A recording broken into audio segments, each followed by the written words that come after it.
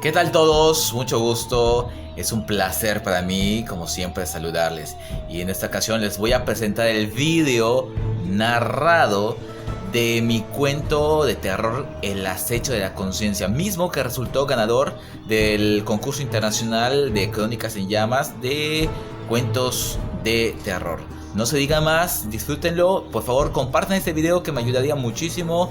Denle pulgar arriba a mis videos, compártanlos y suscríbanse a mi página de Facebook y a mi canal. Espero les guste, disfrútenlo. El acecho de la conciencia.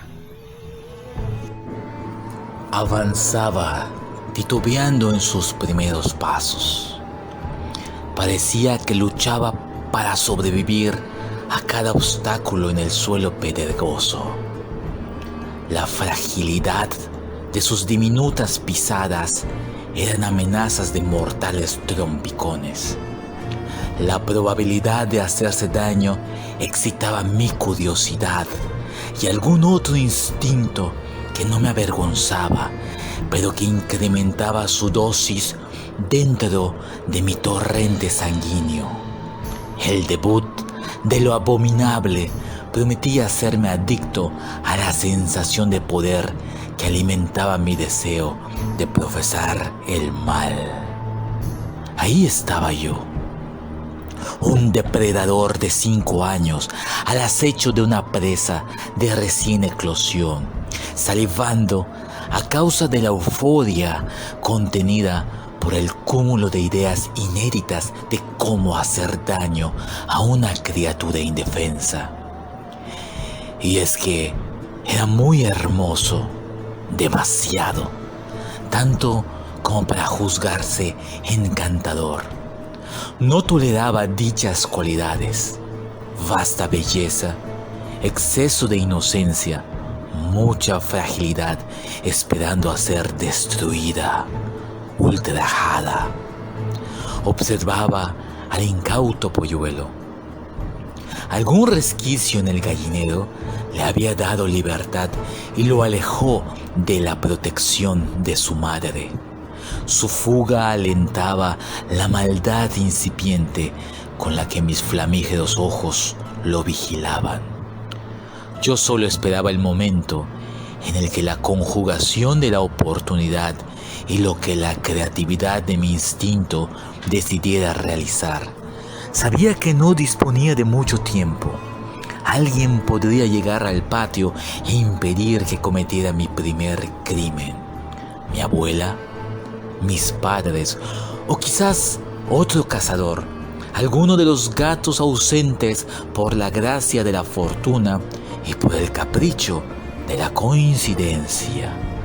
Tenía todo para ser el único en acabar con aquella ave antes de que le llegara su natural destino dentro de la olla puesta al fuego.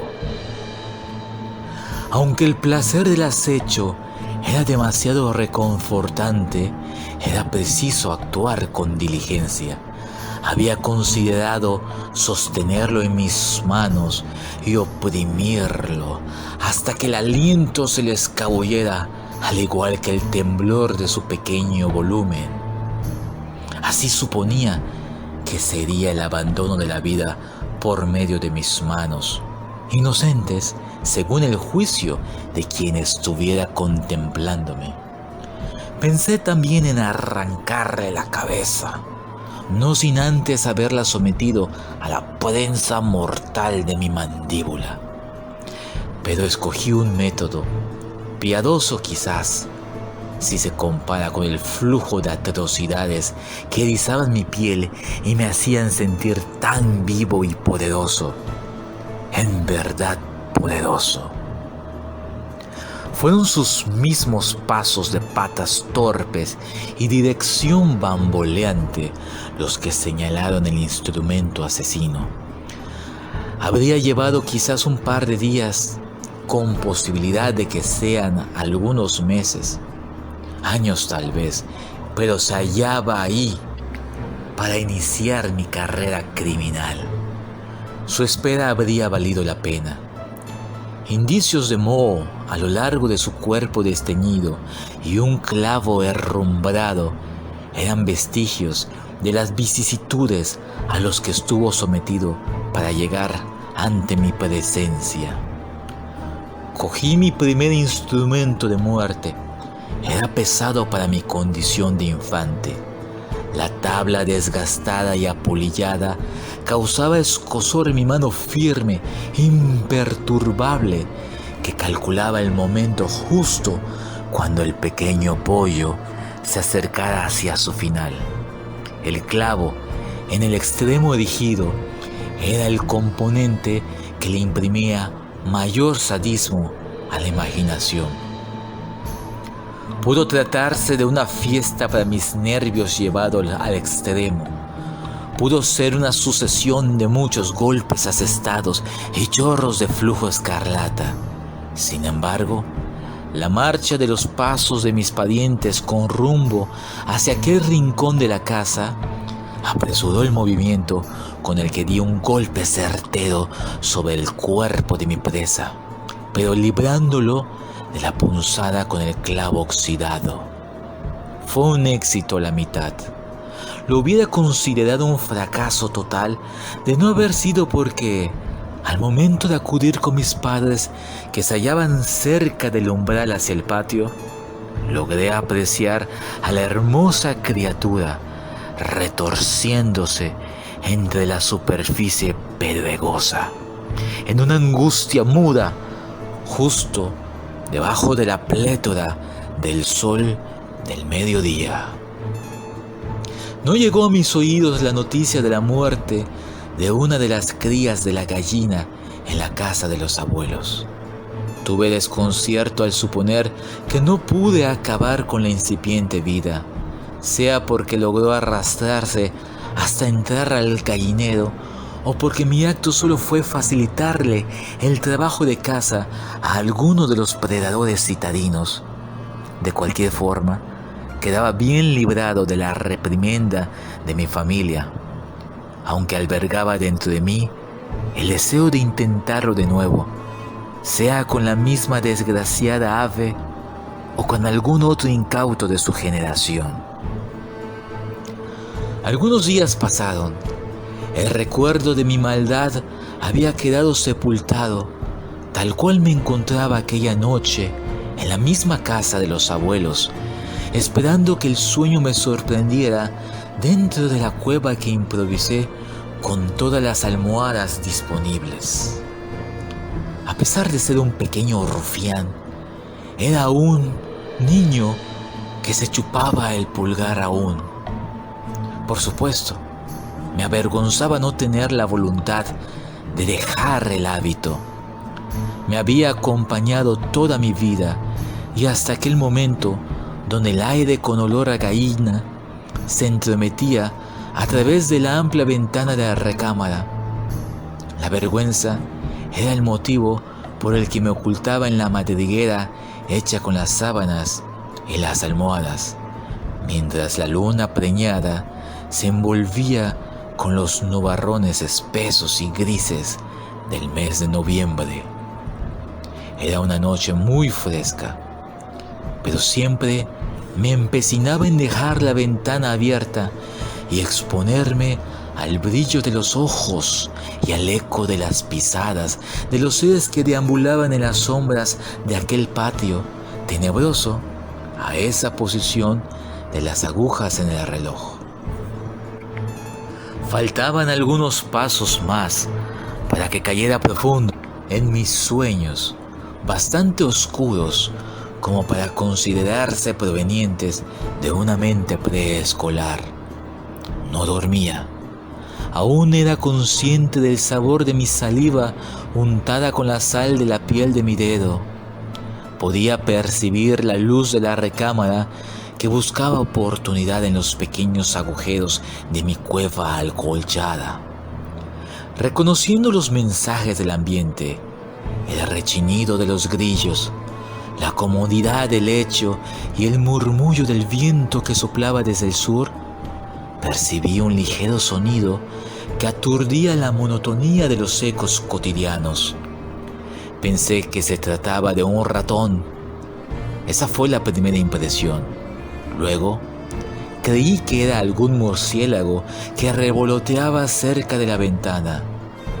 Abrí los ojos, manteniendo el dedo dentro de la boca, tal cual la mitad de mi cuerpo se hallaba dentro de la cueva. Luego de aguzar mi oído, aquel sonido ajeno a las noches en casa de los abuelos parecía el que produce un niño con su chupete. El sonido se volvía cada vez más fuerte, tanto que parecía tocar mi espalda oculta. La resonancia de una lengua muy húmeda rozaba mis oídos y estremecía mi piel. Era como tener a alguien justo detrás de mí, por encima de mi cuerpo, suspendido en el aire. Todas esas sensaciones y el deseo de descubrir qué era aquello que me convencieron de salir de la guarida y volver la mirada justo a la ventana que custodiaba mi soledad. Entonces lo vi. A pesar de la espesura de la noche en el patio, pude verlo con demasiada claridad.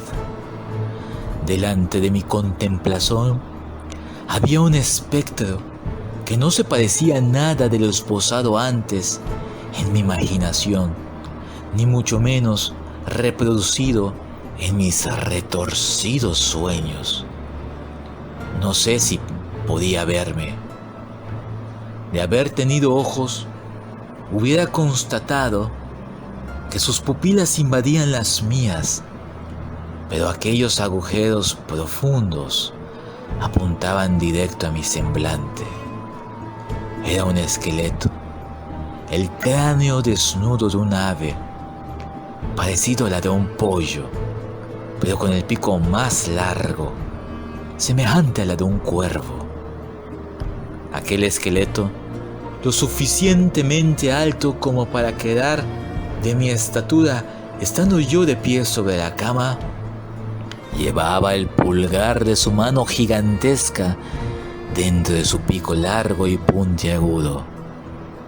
En ese momento, cuando caí en cuenta que imitaba mi propia actitud de chuparme el dedo, sonrió con tanta malicia como con complicidad, mostrando una hilera cerrada de dientes putrefactos.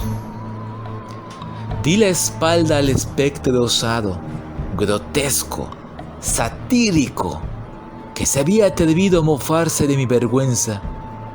No quise voltear de nuevo hacia la ventana. Quedé sentado al borde del colchón, en circunspección y con el dedo fuera de la boca. Parecía un niño bien portado, un niño obediente, incapaz de dañar a un polluelo. Habría pasado cerca de 20 minutos hasta que me atreví a levantarme de la cama. Caminé hasta el tocador que miraba hacia la ventana para contemplar el espejo y ver si aquello seguía detrás de mí.